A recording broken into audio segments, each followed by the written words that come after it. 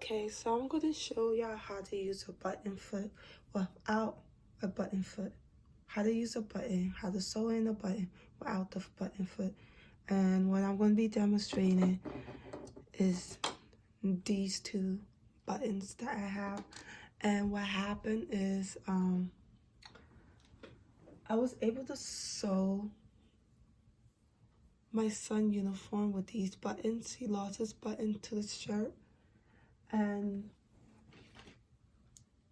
the button, I had like a button foot that came with this machine, but it broke. So this button foot belongs to this machine right here, but I could still use it on this machine.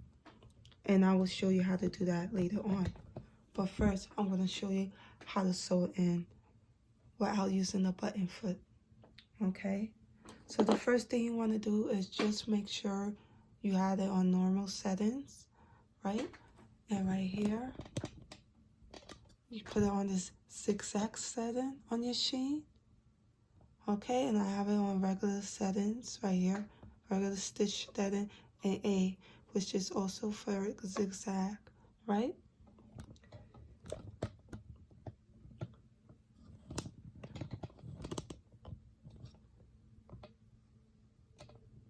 So what I'm gonna do is I'm gonna take this, I'm gonna take the piece of fabric, just leftover piece of fabric, and I'm gonna take this button foot and I'm gonna make sure the button, the sewing foot is up, and I'm gonna take that button, and raise it up here,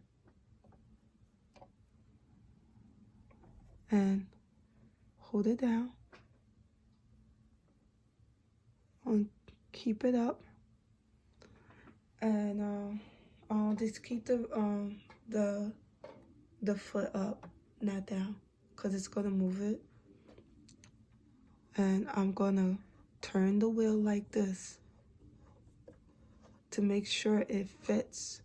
I'm not gonna press my foot on the pressure foot. Just gonna go like this. And great, it works. So now I'm gonna let go, and I'm gonna show you right here. You see this knob here? You're gonna walk it. This is what we call walking on the sewing machine. You're gonna walk it like this with your hands. You're not gonna press your foot on the pedal. Okay, so now I'm gonna make sure that it still fits. My pressure foot is still up, and I'm just gonna walk it. Okay, and I'm gonna keep my thumb there, and I'll do it like a couple of times. Once it's in the groove, I'll do it like 2, 3, 4, and that's it. And then if I want, I will just move the fabric and probably put it in a different position and do the top part. And you can also do zigzag if you want. It's up to you how you want it.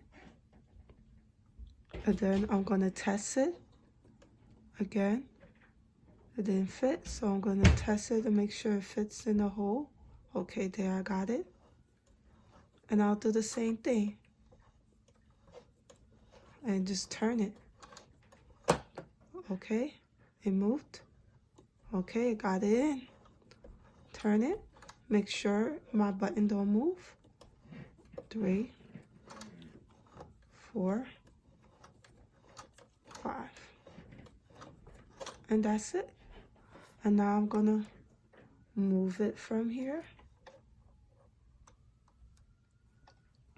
And it looks like,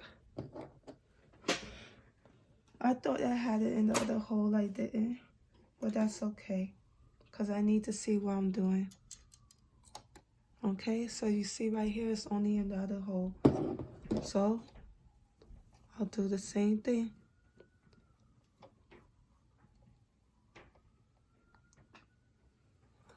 Sure. Okay, and gotta make sure it's threaded.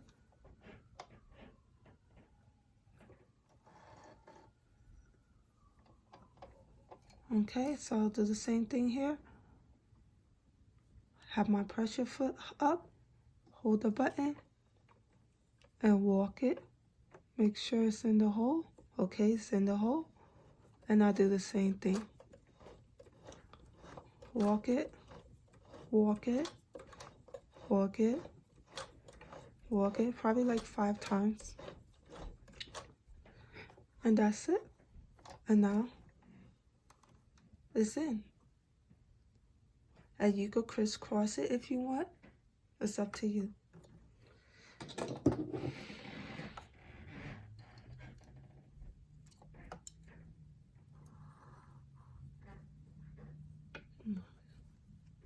Shows you what it looks like in the back. And you could tie it in the knot. It'll show you what it looks like in the back, and you can also tie it in the knot.